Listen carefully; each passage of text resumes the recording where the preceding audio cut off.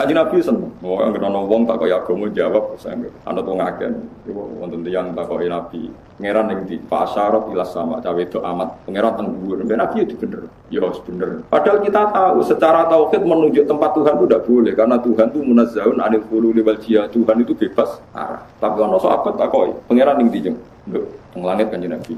Ya, dari Nabi sih. Ya, karena uang muni nyebut langit itu pokoknya pangeran yang dulu. Dulu itu gak ino. Ibang jawab di sini kan malahnya. Oh, so pangeran dituju. Utau dijawabnya nih, gak ada tempatnya. Lalu di mana? Malah panjang kan? Soalnya di atas. Kalau begitu ditakoki anak kula sing SMP gara-gara itu ada guru non muslim senengane itu bikin keraguan pada anak-anak takok. Orang Islam itu tidak jelas kalau ditanya Tuhan bilangnya enggak punya tempat. Caca SMP kepikiran takok biha anak kula. Anak kula cerita biha. Biha takok Pak sebaiknya jawab gimana?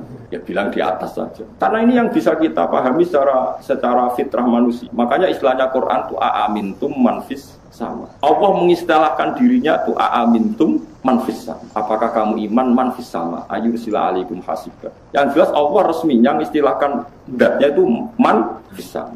Zat yang ada di langit. Istilah resminya aras juga di atas langit. Ar-Rahmanu alal arsis. Kemudian kita di internal Islam menjelaskan Allah itu tidak butuh tempat. Oke, benar itu. Karena tidak butuh tempat. Allah itu khalik, tempat itu makhluk. Tentu khalik tidak butuh makhluk. Ya seperti itu saja. Tapi kalau kamu bilang Allah enggak punya tempat, mesti orang masih ngejar. Lalu di mana? Pokoknya di mana-mana. Luar banyak. Malah bingung tapi. Wah pidato nih Pak Zainuddin jadi NU enggak di mana? Oh enggak kemana tapi di mana-mana. Bangunnya pangeran kau NU tapi enggak kemana tapi di mana-mana. Itu kisahnya. Jadi sekarang kalau kepikiran gara-gara anak-anak mulai ditaskek ya, ada ngalami diragukan dalam beragama. Kalau eling balik ning Quran hadis, istilah resmine Allah itu pokok istilah ning dhuwur. Kowe nak donga nggih menengadahkan tangan ke cara kowe di nasib piye-piye mbok sing ning dhuwur piye ra roh. Nang Jawa mbok sing ngecat lopo, malah pangeran kok ngecat barang repot bener. Pokoke sementing kowe nglapatno lafat sing nunjukno takzim. Saya ulang lagi, sementing kamu mensifati Tuhan yang menunjukkan takzim. Ora sabuk mafhum kalau Tuhan di atas berarti bertempat, kalau bertempat berarti butuh tempat, kalau butuh tempat berarti ora istighna, berarti ora qiyamuhu. Iku ora kowe tau ngaji, kamu iki bakas wong ra tau ngaji. Karena kok bakas yang jelimet-jelimet. Mulane kula suwun, Allah nak nerangno dzate nggih sederhana. Amin tu man fis sama, amin tu man fis wa huwal ladzi fis samai ilahu wa fil ardi ilah. Kadang awan nerangno wa huwa fis samawati wa fil. Jadi Allah itu ya biasa saja. Aku yo ono, anakku yo ning langit, aku yo ono ning. Tapi aku iku sito kul wa ahad. Ya sudah seperti itu. Jadi kalau dicoba tenan wae.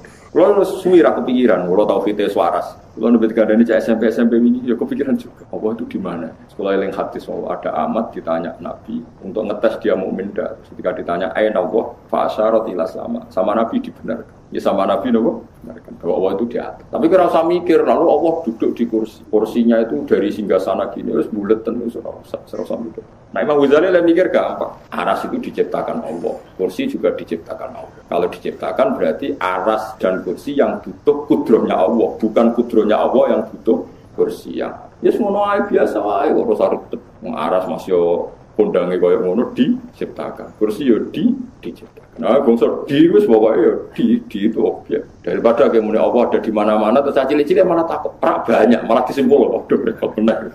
Kalau di mana-mana udah nyimpulane kalau gitu banyak. Malah repot meneh. Yo nang tasawuf malah bingung none. Allah ada di hati. Bar saya malah repot meneh. Nah makanya Allah sekarang mensifati dirinya sanad Quran era sanad semacam-macam. Allah itu sapa zat yang menciptakan langit bumi. Allah itu siapa?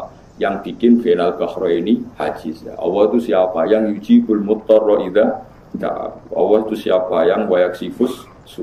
Ya sudah seperti itu saja. Jadi menerangkan Allah itu terangkan lewat reputasi Tuhan atau ahwal ya atau af'alullah. Bahwa Allah itu yang menciptakan langit bumi yang ya sudah seperti itu. Hindari ngomong Allah sing mengarah ke hulul dan jihad. Bahwa Allah itu butuh tempat, butuh apa. Eling-eling. Jadi kalau suwun sing ngaji kula niku nyifati Allah kama wasofa nafsa. Sebagaimana Allah mensifati dirinya sendiri. Ora usah mikir macam-macam. Usane iki paham wis macam-macam. Dua paham ini menjadi kelompok besar. Yang satu disebut ahli sunnah yang takwil, yang satu disebut ahli sunnah yang tafwid. Takwil itu semua sifat Allah yang ada di Al-Qur'an ditakwil, dianalisis supaya Allah itu tetap mukhalafatul lawatis, bahwa Allah itu beda dengan Allah. Tapi kalau menurut paham Ahmad bin Hambal yang diikuti Ibnu Taimiyah kemudian jadi tren ulama Wahabi, itu ditafwid. Ya ditafwid itu misalnya ya dua fauqa aydihim, utai tangane Allah sandure tangane wong akeh. Berarti Allah di tangan. Ya tapi ra koyo tangan mesti ngono terus pokoknya. Karena ayat seperti itu tuh saking banyaknya, saking nopo? Banyak. Ya sudah seperti itu. Tapi kita yakin nak tangane Allah ora koyo tangan. Mergo tangan itu sudah dibahas dari Imam Syafi'i. Tangan itu sudah dibahas. Jadi ora kudu tangan yang bentuk fisik sing mbok mangan iku. Misale tangan-tangan raja, manane ya kekuasaan raja. Misale lempar batu sembunyi tangan. Mau tangan bisa disembunyikan ning ndi. Pokoke wong ora tanggung jawab jenenge lempar batu sembunyi. Mun wis dadi bahasa iku ora ono maknane. Nggih, makanya teorinya Imam Syafi'i itu sederhana. Sesuatu yang sudah menjadi bahasa itu ora perlu ana maknane, pokoke ngono. Pokoke ngono. Wis pokoke ngono. Ya pokoke. Kalau beri beberapa contoh. Kalau ada kasus di Wonokromo, kemudian intelijen di Jakarta tahu, bahasanya kan kasus di Wonokromo di Bantul diketahui oleh Jakarta. Terus kita takut, diketahui nganggo apa? Ya nganggo moto. Mosok wong Jakarta iso delok. Ya diketahui manane roh, nggo roe nganggo apa pokoknya diketahui kok takoki kudu nganggo. Jadi kadang-kadang wong teke terlalu banyak khayal, diketahui, tahu itu harus pakai alat. Alat itu mantap. Kalau jauh berarti enggak tahu. Yo kasus manane Quran nganggo ngono ya dan bareng. Jadi tapi wong apedane wajah aja. Dia sudah seperti itu. Ya kalau orang jalan, ya ke haji jare dawuh pangeran ya ngoten. Syaratnya haji melaku maring itu. Wong numpak mobil ya jenenge melaku. Terus kowe apa Jumatan? Orang kalau ke Jumatan itu dihitung jalannya per jangkah sami. Nah numpak mobil piye itu? Ora ono jangkaane. Berarti puterane rodo. Wis ora usah ngono pokoke wong ngger maro masjid ku ono ganjarane. Senengane kok takok jelimet. Jadi agama itu tidak seperti itu. Makanya dari Imam Ghazali, wong memahami agama ojo bayangno koyo utek elek pating krenting terus akhirnya agama itu jadi ruwet. Ini kalau nyontokno bolak-balik dan saya sangat banyak belajar kitab fikih. Dan fatwanya ya seperti saya ini. Saya kan berkali-kali ngomong. Sekarang imam itu di depan. Soft paling baik itu soft awal. Baru agak baik soft kedua, kurang baik lagi soft ketiga. Wonten sing ngusul, kula nu eling pas niku saya masih roes Fathul ada yang ngusul Gus. Kalau sudah tahu yang baik soft awal, kenapa desain masjid itu memanjang? Harusnya selatan utara yang panjang supaya soft itu awal semua. Selama masjid itu memanjang ke timur, pasti ada soft 2 dan 3. Jadi cara dene masjid itu nyelirit ngalor ngidul. Ben kabeh soft itu awal. Bagaimanapun ada soft sani dan salis, soft 2, 3 itu karena masjidnya didesain memungkinkan ada soft. Coba kalau didesain hanya satu soft memanjang selatan utara, pasti semuanya soft. Terus ada urutan dalam itu. Yang paling afdol yang an yaminil imam. Jadi yang kanannya imam lebih afdol ketimbang an yasarin imam. Berarti imamnya kondak kok pol kidul. Selagi imam di tengah, terus tetap ada yang kiri. Nah, pen afdol kabeh imamnya dak kok pol kidul. Biar semuanya an yaminil imam. Semuanya sisi. Berarti imamnya pojok kidul. Masjidnya selatan utara.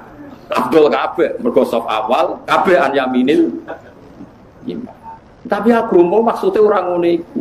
Soale tak takoki. Lah nek ngono paling afdal ndi? Nek wis didesain masjid ngono paling afdal. Sing paling parek yo ngono rubet imam. Agama itu tidak seperti itu. Mana ketika Nabi halakal mutanattiun. Orang yang memperjeli dalam agama itu rusak. Maksudnya dijuruk-juruk, no agama itu dijuruk-juruk. Itu jadi bulat. Saking khawatir Allah itu gak nempat, terus sampai darahnya Allah yang dua gak gelap. Ojo darahnya Allah yang langit, kok darahnya Allah di tempat. Padahal sama-sama punya resiko, kayak darahnya Allah di mana-mana, kok cacilik darahnya Allah itu banyak. Sama-sama punya resiko. Makanya kita dilatih Tuhan, nyifati Allah, rasa bakas ngono-ngono. Pokoknya Allah yang ngasih rezeki kamu, Allah yang menciptakan langit, bumi. Allah sing kolakong ini, sing jalang ini, yang seperti itu. Makanya kalau di sanad sangi bapak didewi guru-guru ini. Nur kena nyifati pangeran koyo apa nyifati date ning Quran. Serausan neko. Ini beliau ngritik paham ilmu kalam. Ilmu kalam itu ilmu sing jelimet bakas pangeran. Akhirnya tambah bulet, tambah nopo. Karena ngedari Allah tempat di atas. Akhirnya mau darani Allah di atas. Mergo menghindari kesannya Allah butuh akhirnya terus Allah tidak butuh tempat. Allah enggak di tempat. Lalu di mana? Ya enggak di mana-mana. Ya di mana-mana. Bingung kabeh kan cacile kan sing ngaji tau kita. Nah, melantau cacile semua. Ya jenenge Allah semaringi gawe langit bumi. Aja permen, kok permene ra entuk permen cacile-cile. Mergo nek gawe langit bumi, guru TK kan iso ngekeki permen. Tapi nek nyifati Allah sing gawe langit bumi. Apa guru TK bisa bikin langit dan bumi? Kan ra iso. Lah ya mau nak guru TK gerwani kan, ayo minta sama bu guru terus dikasih permen. Berarti yang ada bu guru apa Allah? Yang ada bu guru. Nyatanya Allah tidak bisa kasih permen. Mulanya contohnya aja permen. Allah sing gawe langit itu. Nah bu guru TK itu Allah berarti so gawe langit. Jadi rasa bakas apa? Permen. Bahaya itu.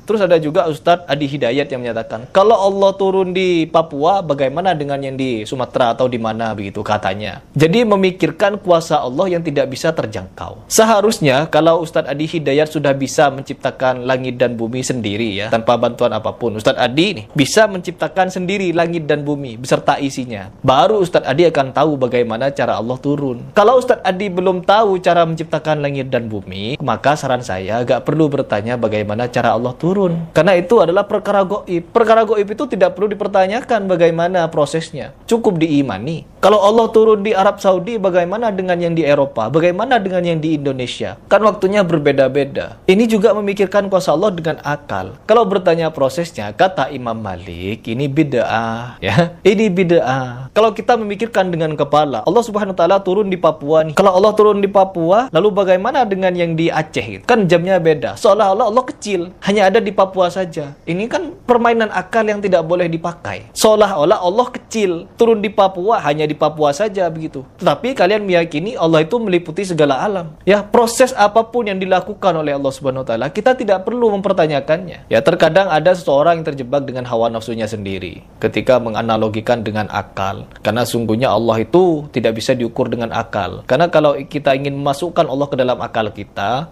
maka minimal kita bisa menciptakan bulan. Ya, bulan kan lebih kecil daripada bumi. Kalau manusia sudah bisa menciptakan bulan sama seperti Allah, ya gak perlu bertanya lagi, karena sudah punya kuasa setara Allah. Manusia yang kebingungan bagaimana cara Allah istiwa, bagaimana cara Allah turun ke langit dunia. Kalau kalian sudah bisa menciptakan bumi, kalian bisa menciptakan bumi yang setara dengan ciptaan Allah ini, maka kalian tidak akan bertanya lagi bagaimana kalian bisa istiwa dan kalian bisa turun ke langit dunia. Paham? Ya,